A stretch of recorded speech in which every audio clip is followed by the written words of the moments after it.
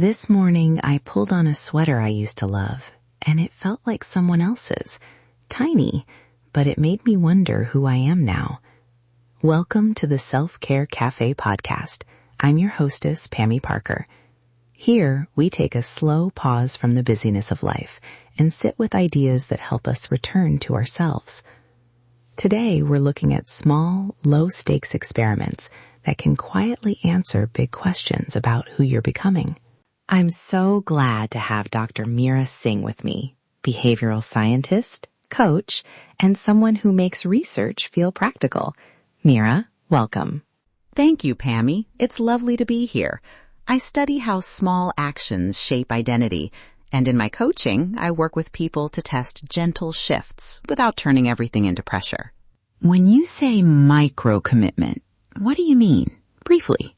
A micro-commitment is a deliberately small experiment, a short, time-boxed action meant to answer a question, like, do I notice new ideas if I free write for 5 minutes, rather than to prove anything about you. Wait, so it's not a promise? Exactly. It's an experiment with an endpoint. The aim is to gather information. What happened? Not to judge whether you passed or failed. That reframe alone feels like a relief. How does doing something tiny actually change how someone sees themselves over time? Small actions create small bits of evidence. When you notice them kindly, those bits accumulate.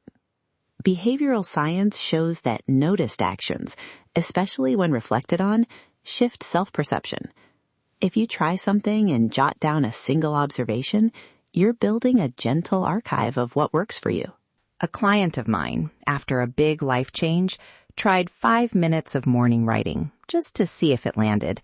She discovered a phrase she kept returning to, quiet permission, and that tiny discovery changed how she made choices the following month.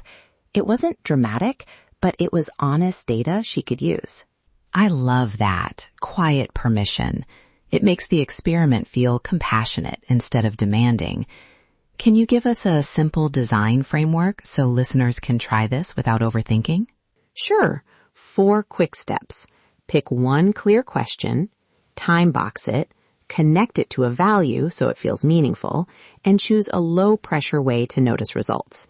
Keep the scope small so curiosity, not perfectionism, runs the experiment. Can you unpack notice results? What does that actually look like in practice?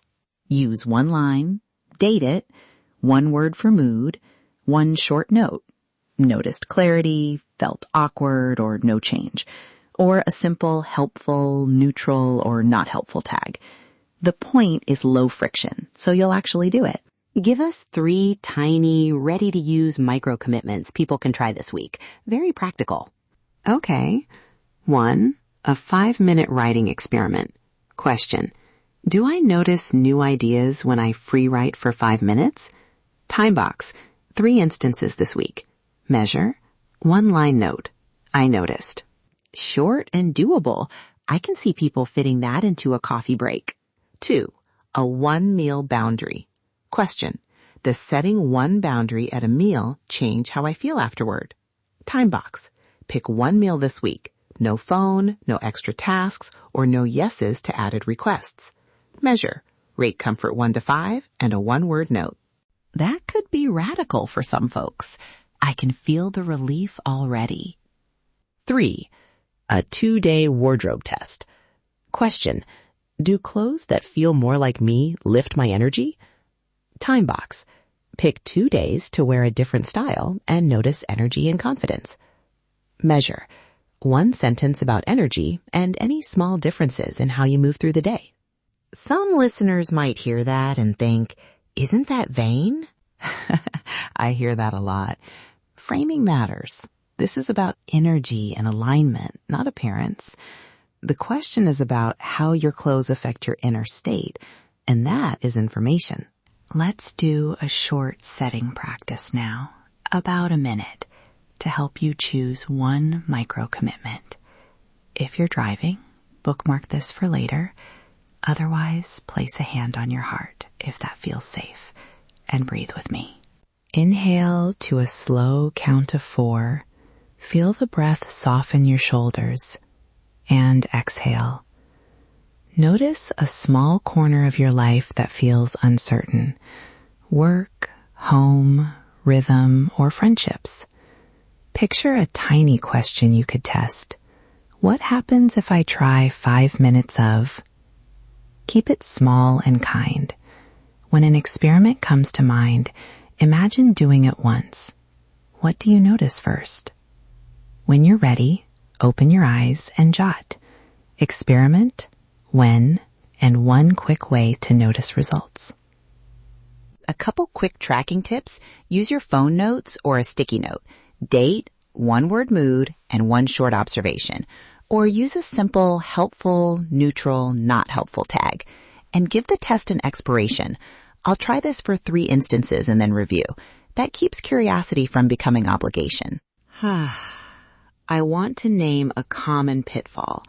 People start small and then pile on more experiments until they're overwhelmed. How do you coach someone through that? Notice the piling on and pause. Shrink the test, reduce time or frequency, or give it an explicit stop date.